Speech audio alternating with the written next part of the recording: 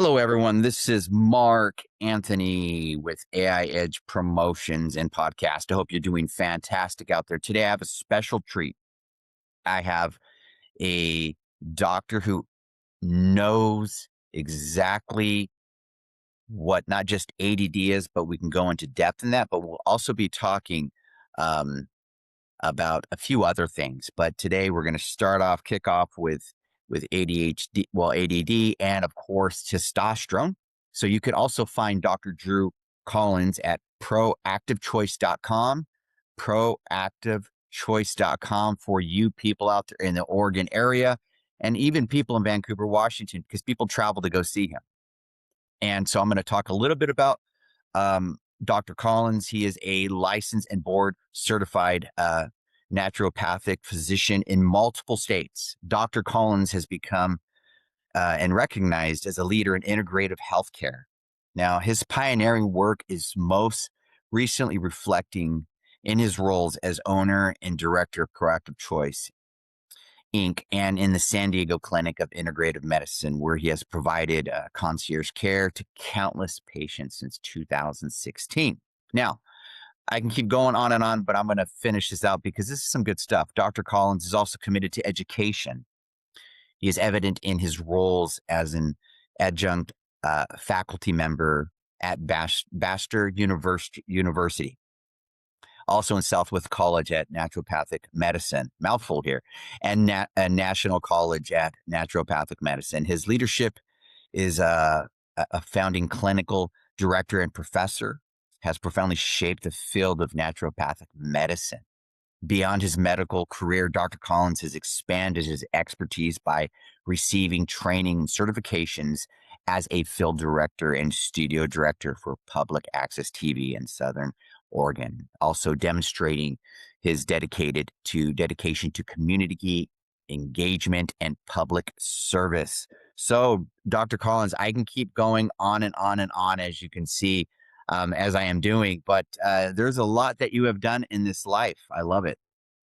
Hi, Mark. Thanks for having me on. And Thank you. hi, listeners. The perspective that I would like to hold for everybody is that um, we're going to learn something today and we're going to explain some things. And we may even stumble on something that we didn't know we were going to talk about.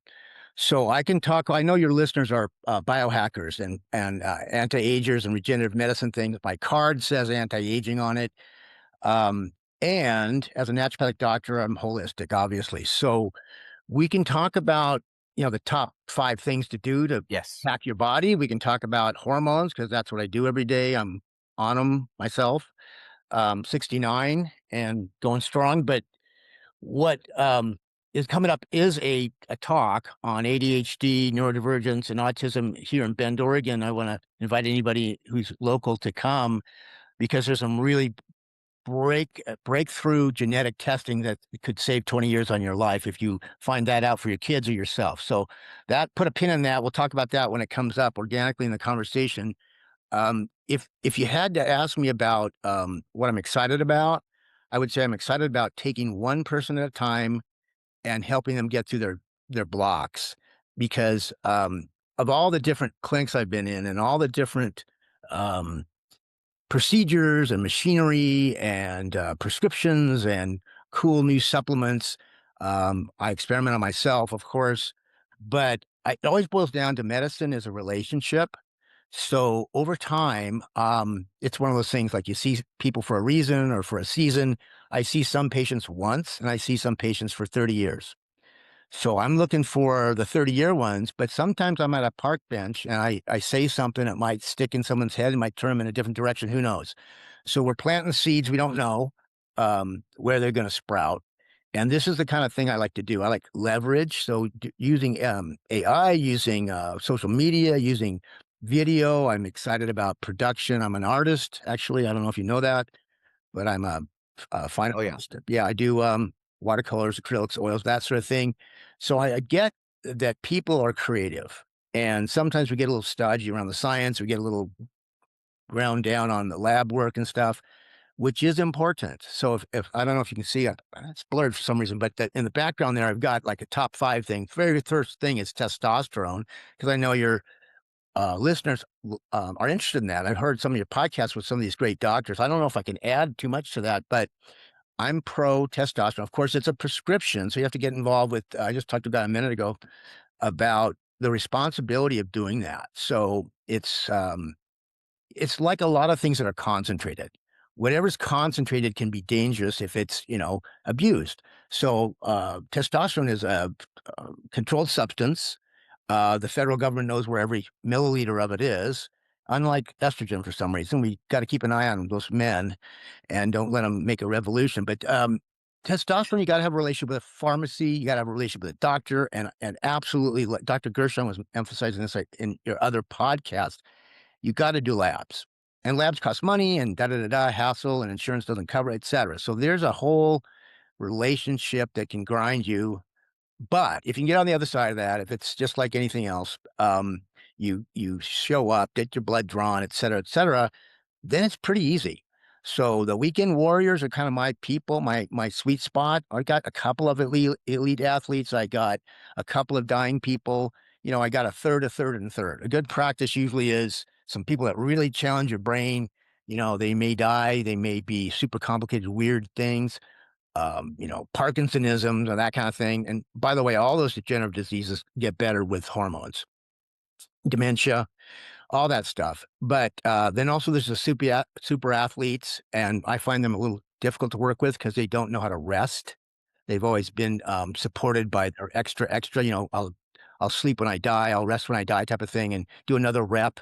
No pain, no gain, which is the opposite of balance. So they tend to be a little bit of a knucklehead person to deal with, and then the sweet spot in the middle is like regular families that have jobs and they got enough money to kind of squirrel it away a little bit for some cash. I'm a cash practice, and I've always been, because I don't want to chase getting paid through a third party that doesn't have that is their primary business model is paying me.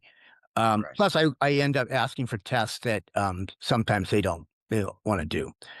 So I am very aware of people spending money that's precious. I'm just filling out a form myself to get a blood test for me. I'm like, it's real money, but that information is so important. So at the very top there of that thing, after it says testosterone, it's like labs, Right. places that you can get testosterone shots, kind of mills. You can go over but when I lived in San Diego, you could go across the street in Tijuana and get, testosterone. And a lot of the gym rats do that, Yep. which is fine until they get too much estrogen. So the game about testosterone is it's awesome, and yet it's concentrated. So here, can I just go down my spiel? Yeah. Let's say Yeah. you were I, a guy. I would love to go down your spiel because I Yeah, already got some here's my questions. here's my spiel. I did this last night to a guy because the website pings and someone calls me and you're off and running. I tend to pick up the phone for anybody, give them about 5 minutes and see if it's a fit. But I said, you know what? Testosterone's awesome. Testosterone is awesome. And here's the deal. It's anabolic, so it makes red blood cells. You like red blood cells. What's wrong with red blood cells? Nothing. It makes your blood thick. It's ketchup versus wine. So that's fine. Lance Armstrong did it. He did blood packing. He took his blood out, saved it, put it back in. Kind of cheated because no one else knew what he was doing. But that pushes oxygen and all sorts of things around. Now the problem is if the blood's sticky. So that gets back to diet. So that's about sugar, and the epidemic of diabetes is all about diet. And again, we'll toxic ketones, et cetera. But if you have a clean diet, then you can crank the testosterone up and have high normal Yeah. red blood cell count, right? So you probably know that. And Right. which goes with the hematocrit, and the hemoglobin is usually high, also not pathological. So that's one thing, is it's anabolic. Your blood tests are going to show I got a lot of red blood cells. Most of the time, people like that. Another thing about testosterone is it can convert to estrogen. And that's what people don't know if they don't do labs. So there's a lot of guys doing testosterone, and even gals in the gym, and they're not doing labs, and they're pushing the estrogen, which can have problems and consequences. And part of it is tortuous veins and varicosities and more likely to have a stroke and more likelihood to have this blood kind of coagulate and that sort of thing. So we don't like estrogen accumulating. We want to keep an eye on that, and it might roll into a secondary prescription. So here we go. Now we're on the train of a relationship with a doctor and relationship with a prescription, and they only prescribe 6 months at a time. The pharmacies put a break on that, so you can't just give them forever uh, prescriptions. You have to keep an eye on it, and that's good because they can get in trouble. And one of the things that gets people in trouble is if they have fat on them. So my big thing, and again, it gets back to inflammatory diet, and I'm sure you've talked about all this sort of thing too. But the best testosterone prospects have already got their diet figured out.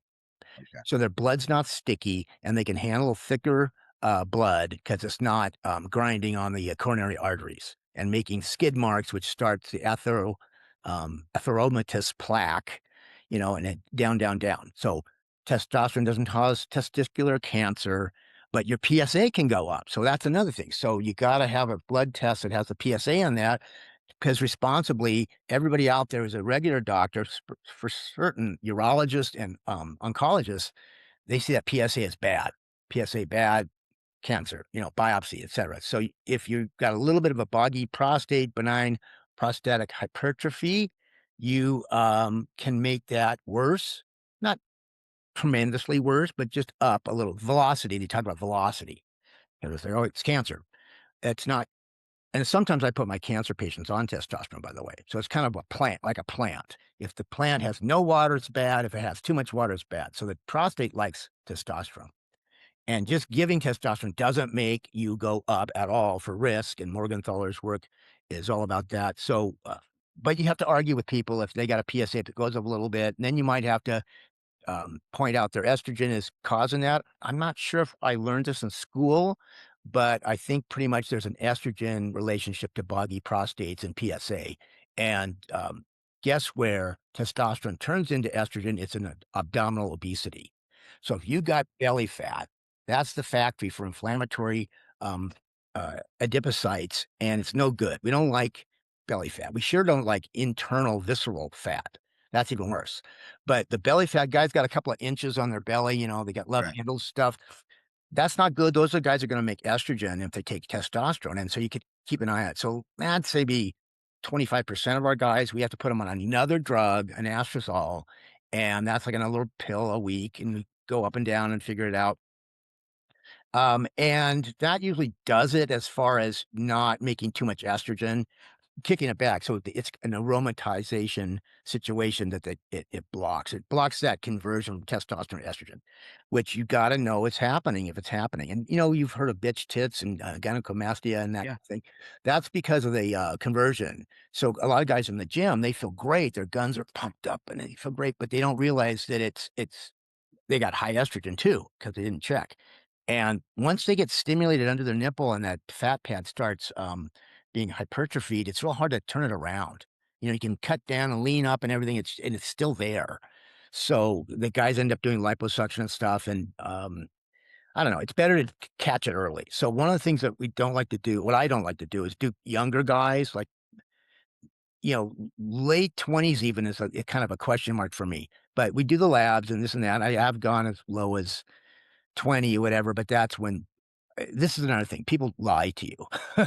So when you go to a kid or a sports kid who's got Yeah. what's the word? A career in front of them. I've had this happen. They're really good in high school and they start juicing somehow, some trainer or something, and then they'll come to me because they want to continue it and they want to like get on a course of it. But I insist on labs and their testosterone, their hormones are super low. It's in reaction to what they were on and they crash after they go off it. But they Right. don't tell me, but I can tell because there's no way that a 20-year-old would be that low unless they were on something. And a lot of times they do Rabinol or Winstrol, that they do the anabolics are even more strong. And usually when I got really screwy lab tests, they're on something. They're not telling me though. And that's why I like older guys or older gals because they don't think that way. It's like an emotional immaturity. So, as a regular family practice slash internal medicine slash multiple disease type guy. I don't just do testosterone. I don't just do the gym crowd. I do people who are, like I said, the weekend warriors who wanted to go 25 miles on their bike in the afternoon, not feel sore, right? So Well, I want to yeah, just jump in real quick on this testosterone. For people that are, let's just say, in their 30s and maybe late 50s and even going in 60s, what are some of the biggest symptoms that you know for a fact that they possibly may need testosterone? grumpy, grumpy. You know, um, Mood levels up and down? mood, but just being pissed off of everything. Just you're not chilled out. You're not comfortable. You're not comfortable in your own skin. Tense. Everything makes you unhappy. You got grudges. You know, the angry white men, angry old white men guy. You know, I doesn't have to be white, but Right. basically angry old guys, and you can be 45 and be angry. So that translates more into just malaise, burnt out at work, locked in the couch, that kind of thing. So it starts what people now can talk about as erectile dysfunction. So that's out there now, and people can ED and then Viagra, and that kind of blew everything open. So that was a big hidden secret that most guys have, especially as they get older. But now, since so many people are on blood pressure medicine, or so many people have diabetes, or both. So blood sugar, huge problem. Blood sugar causes endothelial destruction. Endothelial has everything to do with erections, and all of a sudden your erection has a lot to do with your cardiovascular health. It's kind of like a flag sign of your cardiovascular risk. So guys talk about erectile dysfunction, and they don't talk about the fact that they're moody. That's kind of just on their own because they don't think that that's possible to not be moody because they have stress, they have family, and their job sucks. So when you say, what's the number one thing for testosterone? I would say they are no motivated. They are mildly depressed. Now, by the way, the stuff we're going to talk about with the ADHD thing loops into this too, because Okay.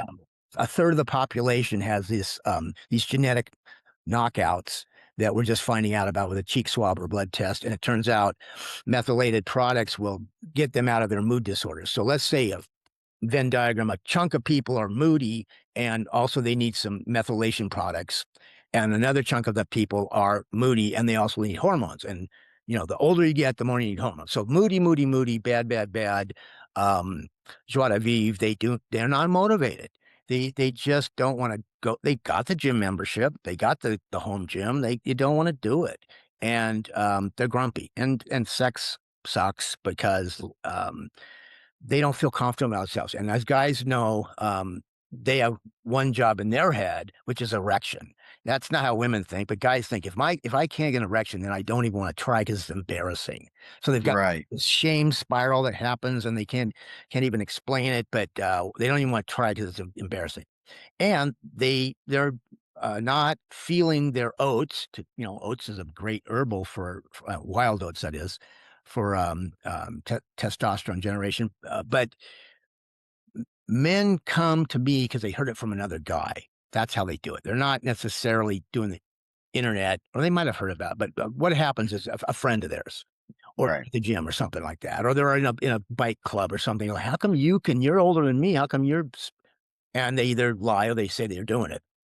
So it's a really um, popular culture conversation now. T and low T and all these kind of Yeah. shorthands for it, which is driving our kind of conversations and all these doctors who are specializing in this kind of thing. It's actually a boon to the population because we need our men to be not like caricatures, but we need them to be calm and competent and charismatic too. So this is a little extra cherry on top is you get confident. You get confident the higher your testosterone is. And guess what?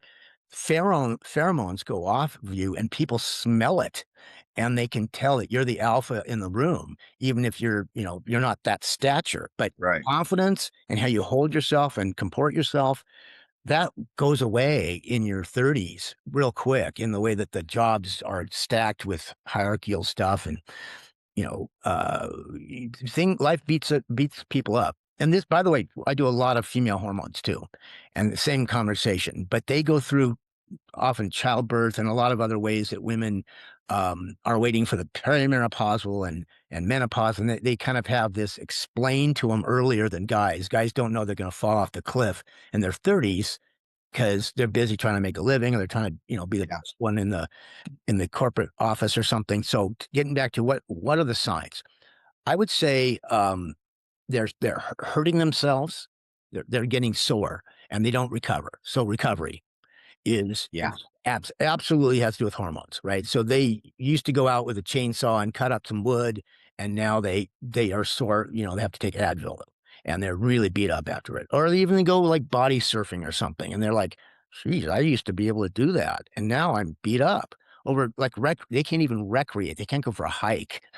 So that's a big sign. And that's, 30s, 40s for sure. And 50s, they've either differentiated into they've stopped doing things, or they've gotten some sort of, I don't know, they've gone into some other kind of sport or something.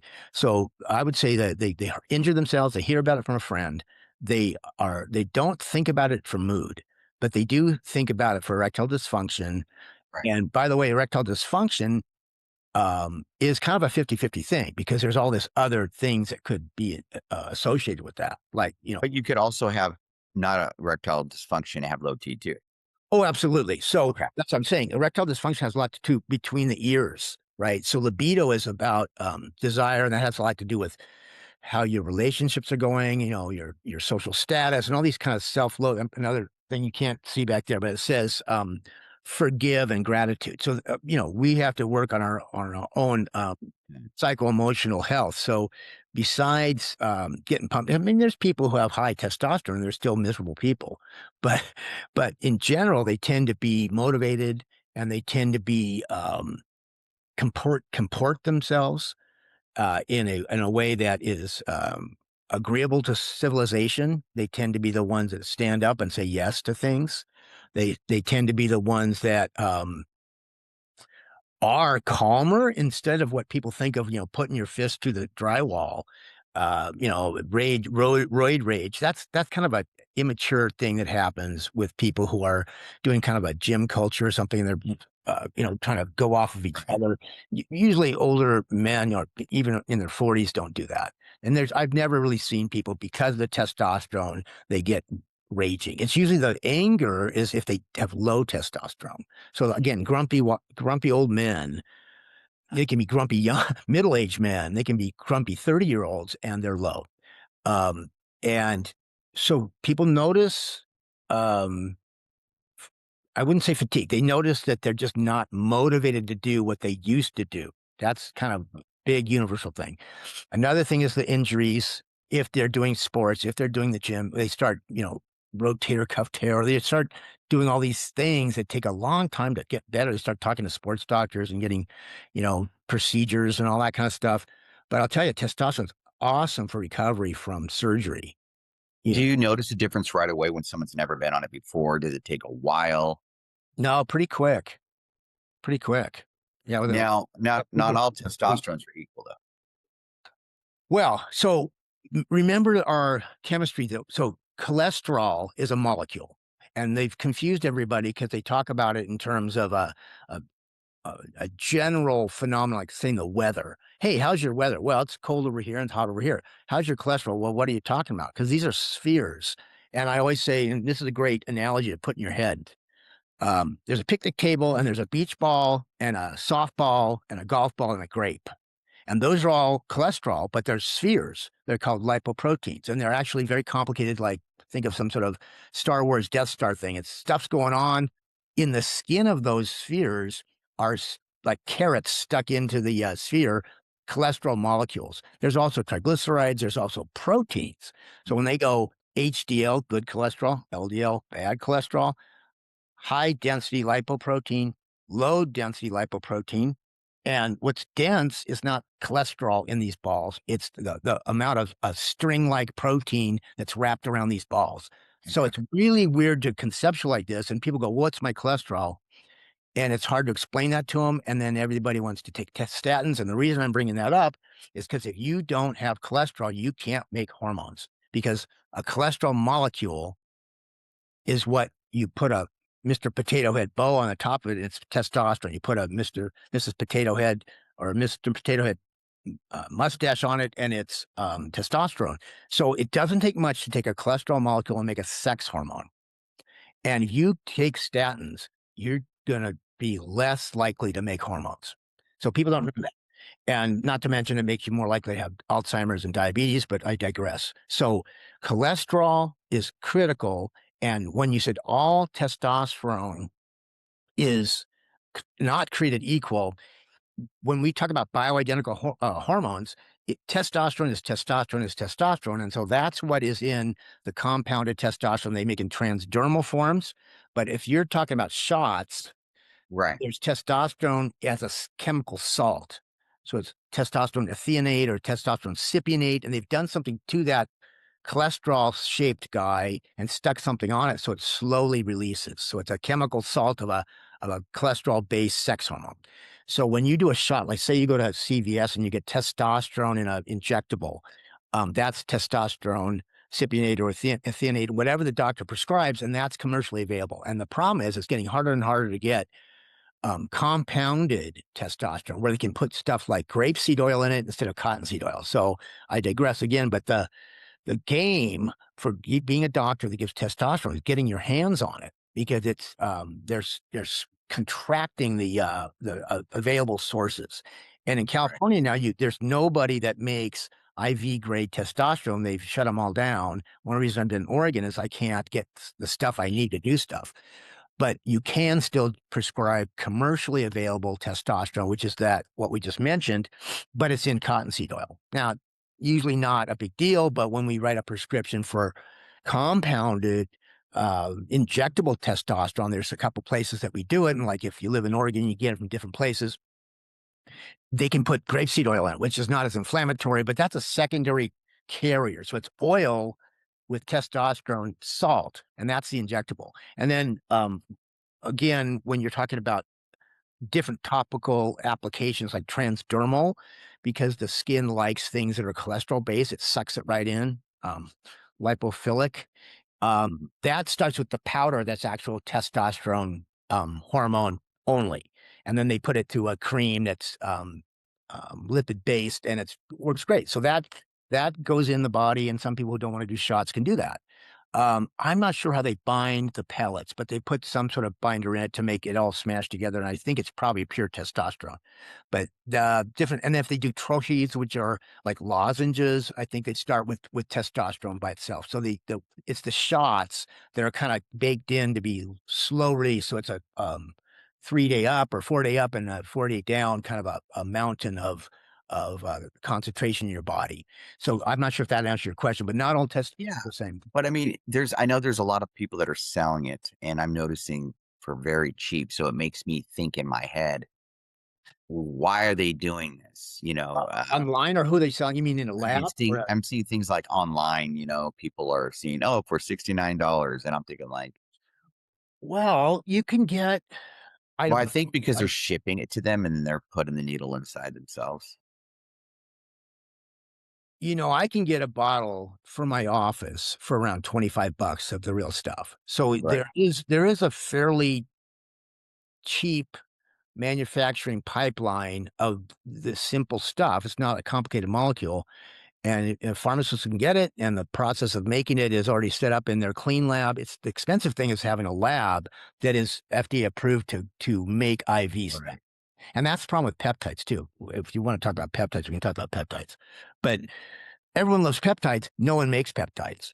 The people that make peptides are not making it for humans. They say it's research, right? So they're try to find injectable peptides that a pharmacy will prescribe, that you can write a script for it. You mean there's very few. And now that they all can make this money on GLP-1s and GLP-2s, they're just Yep. shutting down all their production because they can make scads of money on the weight loss stuff. And so anyway, these peptides are cheap to make, but they're not a drug. So the FDA doesn't license them in a facility to be created for human use. And but orally they can still do it. And I just found in Arizona and California, there's a Strive compounding that used to make a bunch of peptides and they shut down, and now they're just doing GLP-1. And now they've got a sister website that does oral peptides, about 3 or 4 of the good ones, and you can get oral. But like BCP-157, which is awesome, injectable, doesn't work so great for repairs orally. It works great for irritable bowel and Crohn's and that kind of stuff, like gastric problems. So all these peptides are exciting, but you can't get your hands on them. Now the public goes through the internet and they're stabbing themselves with all sorts of stuff. But I can't, as a doctor, prescribe that through a website. So when you say testosterone on internet, they've got to have some sort of medical director signing off on something because it's a controlled substance. You can get in Correct. you can Okay. get in a lot of trouble. But I mean, for those of the people out there that don't want to do the stab, I call it the stab, meaning the The jab. I jab, mean, you jab, got the to jab stab. yourself. Yeah, the jab. Yeah, And so yeah, I know that there's creams that yeah. also work, and Yeah. I've also heard negative and positive where it doesn't work that well. So I do the jab, or maybe just not all great. I only hear, sorry for interrupting, but I only hear that from young guys and guys online. So the cream works fine. You just have to keep doing it. I think, and I'll tell you, the only thing I've heard negative, and I've seen it, is that the sex hormone binding globulin goes up if you use a lot of stuff transdermally. And as you know, that's the carrier protein. And when they say total testosterone, it's that number. It's like I always say, Okay. it's like a hot air balloon with a gondola basket underneath. A balloon is the carrier protein, sex hormone binding globulin, and they count that plus the gondola basket as total testosterone. Well, you could have a high total testosterone, but the basket is what you feel. The free testosterone. So again, lab tests, lab tests, lab tests. Free testosterone is awesome. Total testosterone, you're not living the life of that if it's bound, right? It's like a lot of hormones. So they're bound, and albumin is another carrier protein. So everything's sort of um, um, your feeling of your chemistry has a lot to do with what you're actually getting access to. And a lot of times things are hidden or they're bound or they're locked up, or you don't have some sort of little magnesium or zinc or something that it needs to switch it on. This gets back to that MTHFR genetic. Right. If there's a block on a bunch of these biochemical circles that you accumulate debris like homocysteine, which gets back to cardiovascular risk. So with testosterone, again, if you just there's mills that just do total testosterone, and that's doing them disservice. They don't know their PSA, they don't know their estrogen, they don't know their free testosterone number, which we want to be as high as possible, and we want and so getting back to the cream, so you can do cream and just kind of watch it, and people can get what they want out of it. The problem with cream is you can only put so much powder in a cream, or else it gets gritty and you can't get it into the person. They won't want to do it. It's like rubbing, whatever on your skin. Um, but when you say there's controversy about it, I've heard that, and usually when I'm hearing that from a guy who wants testosterone, they have heard it from sports Yep. associated people. And I know there's a huge placebo influence of doing a needle on yourself, because I do it on myself. I do a lot of shots and prolotherapy and neurotherapy. So I'm an acupuncturist. So I get it. Jabbing somebody is a huge medical treatment by itself. Even if you do dry needling, with nothing else, that's what acupuncture is, just in and out without any chemical. And giving permission for someone to do that, or giving yourself permission to do that to yourself, or overwhelming the fear factor of hurting yourself for the benefit down the line, there's a tremendous placebo response for that. So there is a kick. I'd say 25% extra kick just by knowing the spikes in your life, and I tease my son about that. We talk about the spike, you're back on a spike, back on the shot. And same thing, I have the cream, it seems babyish. It seems like, not manly to rub something on, but you can get plenty high testosterone levels with it. But you have to use it every day, correct? Yeah, that's the thing. It cycles out of your liver and it's back down to zero the next morning. So the other stuff is a chemical salt that leaks out over time. And now a lot of the guys online are talking about doing split shots or several shots throughout the week, and they're trying to do smaller needles. This is one of my bugaboos. Is It's designed, the oil is designed for intramuscular. It's not designed for subcutaneous, but they're using little thin needles, right? They're using little thin needles Right. and they're, Like a little prick. yeah, yeah, but it's not supposed to be in your dermis and it can make a lump and it hurts, right? So it's supposed to be intramuscular and it's supposed to leak out over like 7 days.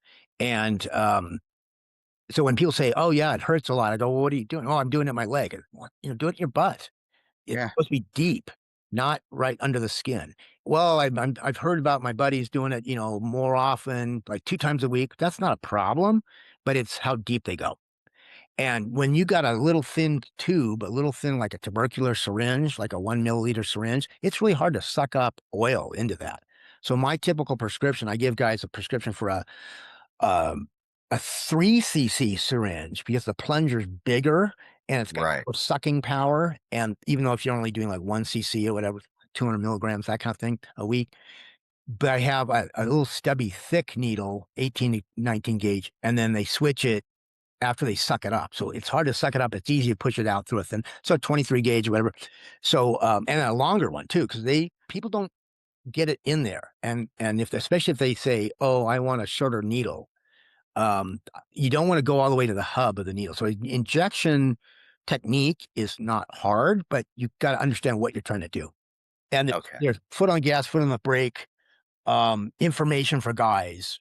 And this is true for women if they inject anything, but it's a guy thing about, you know, doing whatever the latest thing is. And usually the latest thing is not what the doctors say, it's what the guy who's better at the gym than you say. So the Right. guy is really looking ripped, you do what they say.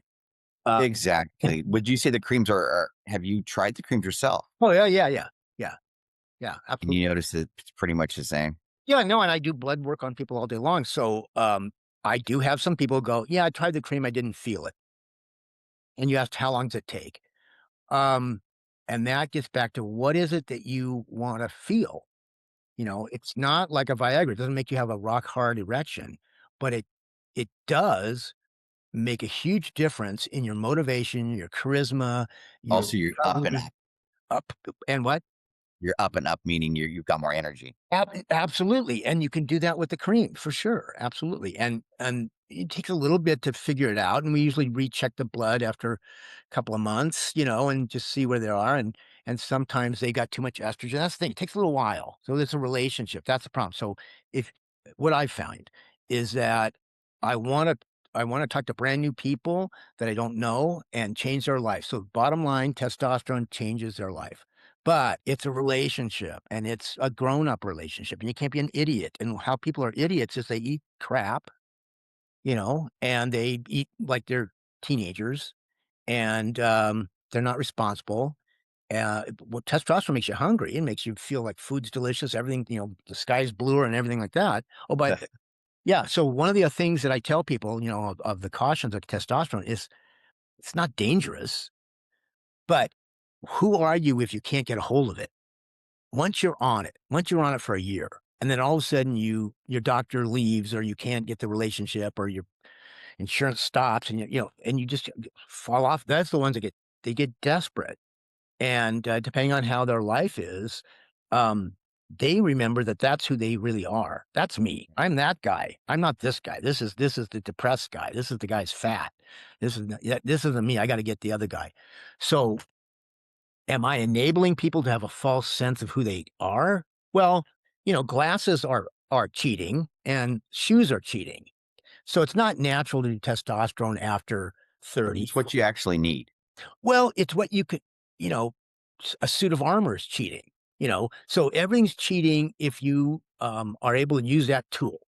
So that tool is testosterone's a tool. It's a biohack. It's a first world problem. It's one of these things where they start complaining because their insurance doesn't cover it. It's like you don't have any right to have testosterone. You don't have any right to have anything. You got to earn it and you got to respect it and you got to be ready, prepared for if you can't get it. So I Right. don't want people to fall so far down that they go crazy. I have a friend that he's been on it for 20 years. It's Cairo, and he's out of his mind when he starts seeing that bottle go down to nothing because he cannot. His job depends on being physical, but also he's a weightlifter, heavy weightlifter, his whole life. So that's his definition. and he can't even imagine aging, which is him his in his mind has a lot of connotations, right? Looking in the mirror and seeing the face of his father or whatever. But it'd be really good for him to go without testosterone and see who he turns into. Oh, I see. That's what I'm saying. So holistically, yes, it's awesome. And yes, a responsible relationship can happen for years. And I have 80-year-olds on testosterone, you know, easy. And it's good for them. Keeps their brain sharp. They don't hurt themselves. They don't fall. They're not losing muscle mass, all that great stuff. So we like hormones. But you have to be a complete human and not be the needle or not be the whatever. That's a nuance, but that older guys can hear, and they usually have no problem having a life one way or the other. And those are the ones that they can do the cream, and it's just it's in the ref- Right. in the bathroom, and it's just not a big deal. They don't identify themselves with it. And Does it have a smell, the cream? no, no, Okay. no. It's what would be an example of it? Um, like yogurt. It'd be like the consistency of yogurt. Okay. Yeah, and it soaks up. And there's 2 things. So if you go through, FDA approved, androgel, it's like 1.8% testosterone. What we usually do is 10%. So first of all, most doctors who prescribe it, for, ICD E2 9.1, which is hypogonadism or, erectile dysfunction is another diagnosis, but they usually give a really low amount. And Okay. it's usually a alcoholic-based gel. So there's gels, which are clear, and then there's, transdermal creams, which are more, lipid-based, which are kind of creamy, like yogurt. And you can choose one or the other.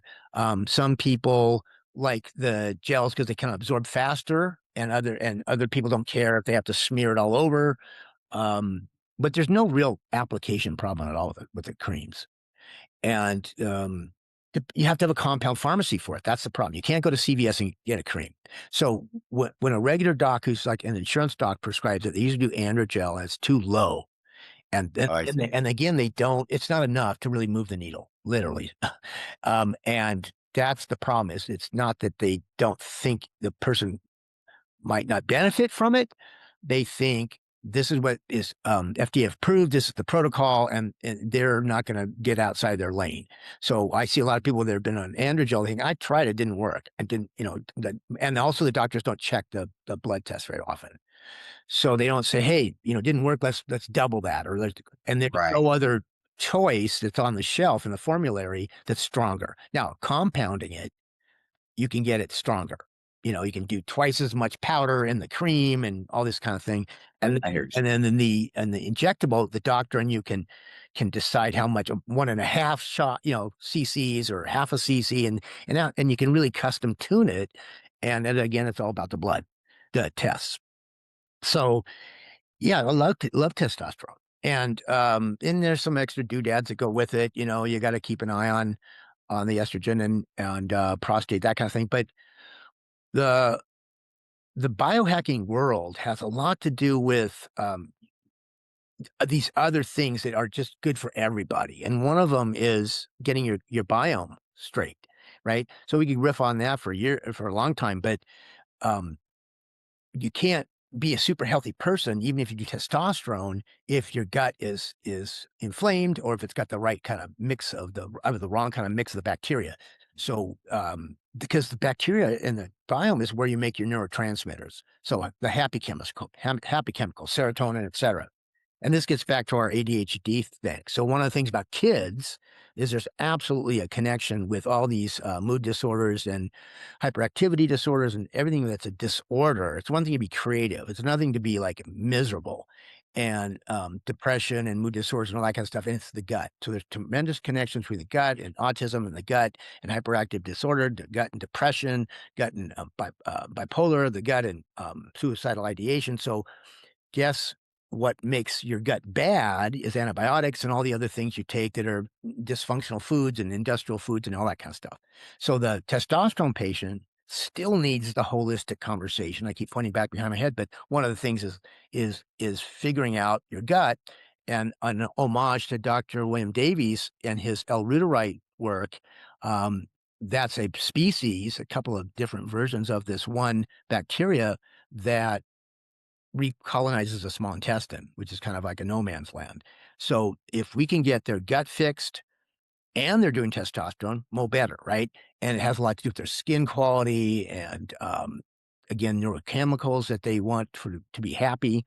And it's just a more integrative patient than just somebody goes online, they get some testosterone, they give them some shots, and they still have to work with all the other, mood disorders and everything Right. else. But it does there's bang for the buck, there's not much that does as much for a guy as testosterone does, and women love their version. So men get, 100 to 200 100 or so, 100, 200 a day in the transdermal, or 100 to 200 is usually more typical a week in the shot, which seems like somehow it leaks out and works as well. But women get about 4 to 8 milligrams of testosterone in their creams, and they Oh, love wow. it. They love it. They feel better on their measly 4 milligrams than men feel on their 100 milligrams. Women love testosterone. There's no downside risk to it. They don't have endometrial proliferation. They don't have cancer risk. They get strong bones. It's even stronger than estrogen for putting bone back in. Oh, wow. Yeah, they can pick up a bag of groceries and throw it over the back of the car seat. They can open a door without having to, like, put down they can just grab something, shake a hand, whatever they want. They love it. And libido. So, a lot of the libido for women, comes back if they do hormones, whereas men, a lot of the libido has to do with, well, women too. They don't like their life, or they're miserable, or they've shamed themselves or something. So, um, one of the things that happens that they don't come in for, the women come in with the testosterone as part of their bioidentical hormone formula, is they talk about the sex that they didn't mention before. So, wow, sex comes back. Whereas guys come in talking about the sex, and then it may or may not work because what's really going on is they hate their job or whatever. Right. Yeah, so it's kind of reversed. But I love testosterone. Any other Do questions? you think that for a woman, would you normally recommend testosterone over just, I mean, normally men just, from what we're hearing out there, testosterone's basically just for men. We don't Oh we don't no, hear that a no, lot. A no. lot of women will say, "Well, I don't want to grow hair on my chest." Right. So alpha reductase has to do with where the hair follicles are. So you just don't put it on the areas of the arm, or the treasure trail down from the umbilical cord, or sometimes the inside of the thigh. So Right. non-hairy areas. So the application. So if there's already hair follicles on a woman, that's where you don't put testosterone. Oh, okay. Makes the hair darker.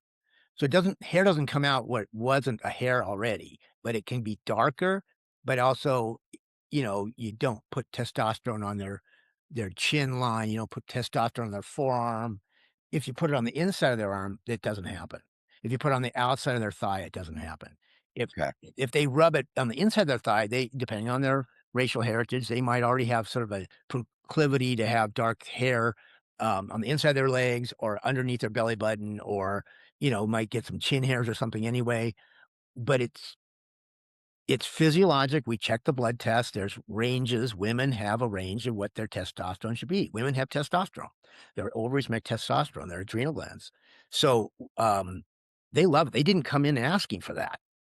But that usually goes as a little cherry on top when we do the bioidentical hormones, which is the Right. estradiol and estriol and progesterone, and um, a little kicker of testosterone if it's indicated by the blood test. So they like it.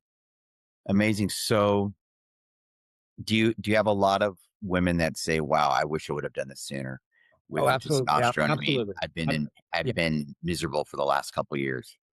Yeah, absolutely. Now, I mean, the baby boomers are kind of aging out, and they're the ones that got scared by the Women's Health Initiative in 2001, and we lost a generation of people to the fear of cancer, which was inappropriately leaked to the press, and there was a whole issue about the safe use of hormones, but a whole generation of doctors just stopped using hormone, Right. and now those women are pissed because they lost 20 years of their life, and their bone density went down, and they're more likely to get Alzheimer's and all that sort of thing. But, now they're starting to come back on, and the marketplace is offering transdermal patches of estradiol, which is what you want. You don't want to take estradiol orally because it turns into estrone, and that is more associated with the metabolites that are associated with cancer. So it's all about detoxing your liver, and it's same with guys too. You want to keep your liver moving this stuff out, which it does. You know, the liver detoxifies hormones very nicely. But if you've got inflamed liver, fatty liver, which lots of people have, it doesn't work that great. So when people say, well, how come I'm having gynecomastia, or how come I'm having benign prostatic hypertrophy, or how come, I'm not getting my, what I want. I'm not losing weight, whatever. They usually are, their diet's not right and they're eating sugar, or they're toxic from all the fried canola oil or whatever. So it doesn't take much before I'm talking to them about something else besides the testosterone. And if they stick with me, they become healthier than even they were from just the testosterone. Mhm. But the younger they are, they don't think that way. Now, I Yeah. was in San Diego, still have tons of patients. By the way, I do telemedicine too. So I have people all over the country. So I have this kind of, Zoom conversation with people, and we do prescriptions depending on the person, but it's super important that they do the whole program. I don't need to see them that often, but they need to be the right person. So Right. I was going to say in San Diego, I have all these military guys because it's a military town, and the military guys tell each other, but their diet is dialed in. They are good to go, and they don't argue about anything. They just want that. They do. They know how to give themselves a shot. They don't they don't cheat. They do exactly right. They don't do more than they need. They know that because they have to go kill people or whatever. I mean, it's a job, right? Right. So their their diet's dialed in, and firemen are like that too a lot. A lot of first responders like that. They're lean and they got their diet dialed in, and all they want is that little extra, and then they don't hurt themselves. They can recover. They work out hard, and it's a great relationship, right? They're not pro athletes as much as that they're working and they need their body. They need their body to work. Or I have a lot of these are people that have cash, by the way, is they own their own business. Let's say they own a plumbing supply store or something. Right. They gotta be in the truck. They're running around. They got the cell phone, and they love it. They love it because it helps them get up and then they're not sore. They're not popping the Advils. Love it. Yeah, they love it. They've dropped 10 pounds, and that's their secret weapon, right? They're respectful. They do their stuff. They pay their money. They do the lab tests. They're nice to my staff, perfect relationship. I love it. I play a lot of pickleball, and I'm 49, and I just started filling it a little bit recently, and that's why I thought about possibly doing the cream. You Yeah, know, fine. started getting a little of this tennis, kind of a tennis elbow. I mean, I'm still working out lightly, and the thing is like I'm like, wow. When I played tennis, I never got tennis elbow. I'm playing pickleball, and all of a sudden, I'm like, what the heck? I'm getting pains. Yeah, so repair has to do with the blueprint of the hormones. And as we it, go down in our hormone levels, it happens with aging. Or they kind of say you're not low on hormones because you're old. You're old because you're low on hormones. So aging has a lot to do with what your hormone levels is, Oh, I see. Okay. right? And when you rip up and tear something like a tendon Right. thing, you were doing that before when you were 20, but you just were repairing it. But Quickly. it's yeah, quickly. So you ask, what's the number one thing people find on testosterone with cream or shots or whatever, is that they don't hurt themselves, whether it's pickleball or going on a hike or whatever, the random beach body surfing day with the Yep. kids. Um, that's what my sweet spot of those. That's the average people that Right. need a break. They go to work, they got kids, they got soccer practice. They're not going to abuse it, and they're just so happy. It's just a huge biohack for them. So yeah, so the thing that I do with the spot things is that's where I was doing the injections and do the prolotherapy, neurotherapy, pinpoint stuff. Usually Procaine does that. So if you can go and put your finger on it. But anyway, I, injection therapy is great. It's hard to find a doctor that does that. You're in the right area though. You're in like outside Santa Barbara, right? So oh yeah. there's great doctors in Southern California with that kind of stuff. Some places you can't find that kind of doctor. But the pinpoint stuff, not steroids. I'm not talking about steroids. That's not the thing. But pinpoint on that tennis elbow thing, boom, and it's gone. But you won't create tennis elbow if you have a higher level of testosterone. I see.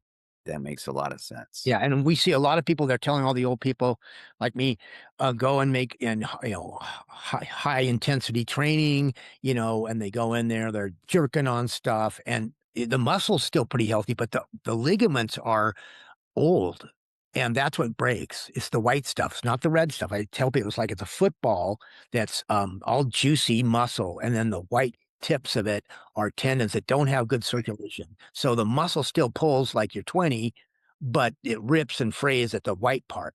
And that doesn't get better because there's not many living cells in there. So testosterone helps, that not melt away. But also, one of the things that happens with people is they got to do stretching, they got to do other stuff instead of just jerking. So a lot Right. they'll go from walking to they'll go into the gym and start jerking on some heavier weights. They might have a personal trainer or something, but a lot of people go, "Oh, I tore something or ripped it," Yep. you know, and they might be 55, going back to the gym and not just walking or doing even light weights or yoga or something that's stretching and, body centric. But that it doesn't go away. So I had a guy yesterday and he 60, whatever, and it got a chainsaw out. He started going crazy with a bunch of pine trees. And he's got this thing. He's like, "Oh, it's this thing right here." I said, "Yeah, it's a muscle tear. But the good news is muscles has a lot of blood, and you can get that better by application of heat and cold and ice and cold and physical therapy and get the blood going and all sorts of electrical devices." But he's sort of an engineer, so he wants to overthink it. So um, they're always like that. They want to argue with you. So injecting that with propane and even some prolotherapy, dextrose, a little bit of that sort of thing, inflammatory stuff, that will super fast heal it quicker. But if you go to sports, like I've heard you interview the guys with the soft wave, that sounds like a really great technique. I've Yeah, used it. you have. So if you can find that kind of thing, that's not negative at all, and whereas the cortisone shot would be negative. So the physical therapy thing, now they're bringing these really great frequency medicine. There's another doctor you interviewed, really great frequency medicine. If you put that on there, super fast healing, but then they'll go out and rip it again because they're still low in all the other stuff, right? Right. So it helps you for a while, but what's good about having the tea, about like the cream and stuff like that, is it's starting to help repair. Yeah, yeah. So hormone levels, healthy hormone levels, like a 40-year-old, high normal for a 40-year-old, you want to be the guy that's the top, quartile, they call it, the top quarter. You want to be the guy who's the best in your team of your age. And, Exactly. that doesn't mean that you're like with women, doesn't mean you have to have a period when you're 70, but you do want to have high normal for your age. Yep. That's when I had my favorite patient just passed, she was 100. Phew. Still on the hormones. Little dab, little testosterone, just a little bit, like 2 milligrams, the cream. She was driving until, until 95, she was still driving. Wow. Right. And happy, and she was an artist, right? So she still had all this character, and she would dress Vibrancy. up and vibrant and put brooches on and color and stand up straight and all that kind of stuff. But she was on, estrogen and testosterone and progesterone for 30 years, 30 years. And those are the Wow. ones that don't get Alzheimer's. Those are the ones that don't get dementia, right? And you can do it with herbs, it's So the cream works just not. I mean, with the with the jab, it works just as good as in like with the heart. It's got the same exact antidote that's inside the cream, but it's just in more of just in a cream style. I mean, is there anything different from what's in the jab, or is it the same thing? the jab is a salt, a chemical salt of testosterone. So it's testosterone plus something on it. Okay. And so that's not bioidentical. Okay. Bioidentical is testosterone they can get in a can and put it in this cream, and you're getting pure testosterone. And so Huh. it's actually more bioidentical with the custom compound stuff. The shots have a change to them. Somebody's changed it, and then they put it in toxic oil. So cottonseed oil is bad, but that's what you have to do if you're going to get a commercially available product. So any injectable, if you can, The cream sounds a little healthier though. yeah, no, it's simple. It's very, Yeah, yeah. maybe. Wow. Sounds like you heard that didn't work. That's what I mean. Yeah. Well, again, you have Dr. Google. Yeah, well, that's good. I like I mean, Google. there's some good stuff on Google, but we got to be careful, and so that's why it's Well, good to actually talk to. in this particular world, which is a prescription world, then you Yes. have to go through somebody who should tell you all these questions, answer, right? Mhm. So unlike other things, like say you wanted to do DHEA, which is not a prescription, and you can drive your testosterone levels up with DHEA. You know, it's almost the same thing as a testosterone. So it's a cholesterol-based molecule. You can get it in the health food store, and DHEA is a precursor to testosterone or estrogen or progesterone. It's basically I always use the Mr. Potato Head thing. You might be too young for that, but remember the Oh Hasbro? yeah, Mr. Potato Head. So you get a potato, and the box comes with a feet and a bow, Yeah. mustache. And if you put a bow on the top of a potato with feet, it's Mrs. Potato Head. If you put a mustache on it, it's Mr. Potato. So a cholesterol is a potato. And if you just put two little things on it, it's estrogen. You two little things on it, it's a testosterone. Two little things. Right. Right. Right. They're very similar molecules. They go back and forth. So DHEA you can get your hands on. Some people take huge amounts. Some people take, a little bit amount. And because it's not regulated, no one's telling you what you should do.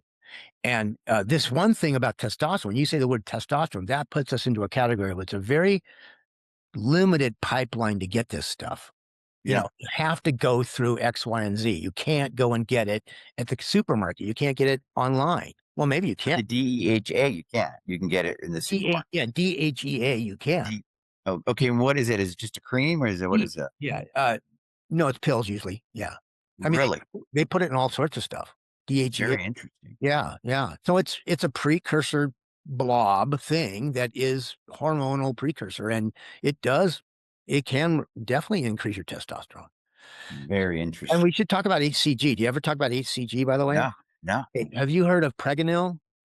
no, I have not. Okay, so if you go into a what's our time? Are we done here as far as our We have 5 minutes. We're good. before I You go, like that, huh? We have 5 minutes, or that might be a whole nother. dude, I can talk for hours, by the way. Yeah. No, So actually, no. I like where you're going. Please keep going. okay, but let me plug my thing that's coming up real quick. And All right. this is the whole thing. So in Bend, Oregon, if you're around, come and we're gonna make it. It's gonna be we're gonna film it. But ADHD slash neurodivergence slash autism is a big thing.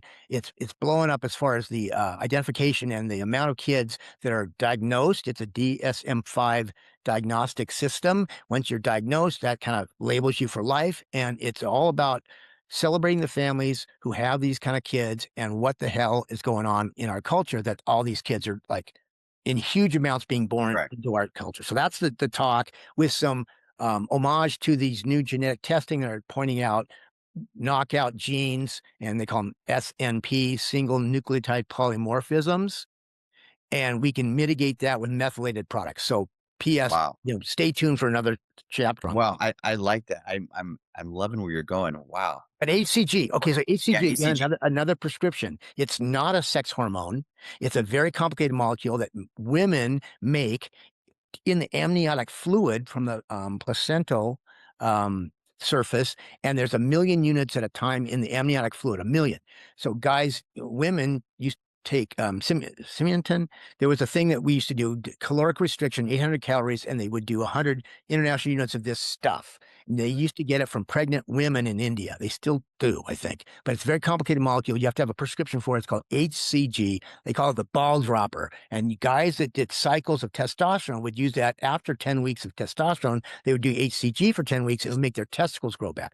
So if you do Wow. too much testosterone, it shrinks your testicles because your body doesn't need the engines that make sperm and make testosterone on your own because you're taking it from somebody else. So one of the side effects is your balls can get smaller. Your cells of Leydig can atrophy. They can come back if you're younger and if you take HCG. So HCG absolutely creates more sperm, makes your testicles come back or keeps them from shrinking in the first place. So most of our guys, we do HCG as also as a shot, little subcutaneous. That's the little shot, little subcutaneous shot twice a week. neuroregenerative, all these great things about ACG. So it's not a sex hormone, and it's a biohacker thing. It's an anti-aging thing. It's off. It's one of the few things that's been proven to create more sperm. Not everything does. And if Wow. yeah, so ACG is a very important performance enhancing drug, and it's available for lots of reasons. We used to use it to liberate the fat pads on the maternal fat pads that women couldn't get to go down, no matter how much they calorically restricted. So that's a whole thing. ACG is awesome. You know what? You're a wealth of information. I can tell that you can continue to just you're ready to rock and roll. I love your energy. I love your spirit. I love your heart with the focus on helping people. And we're gonna have to have you on again. I just got a lot of questions now, and I feel that this was very productive. Good. Speaking of being productive, everyone, um, first, I want to say thank you so much, Dr. Collins, for being here. Welcome. And everyone out there, make sure you go to proactivechoice.com, proactivechoice.com. An amazing doctor.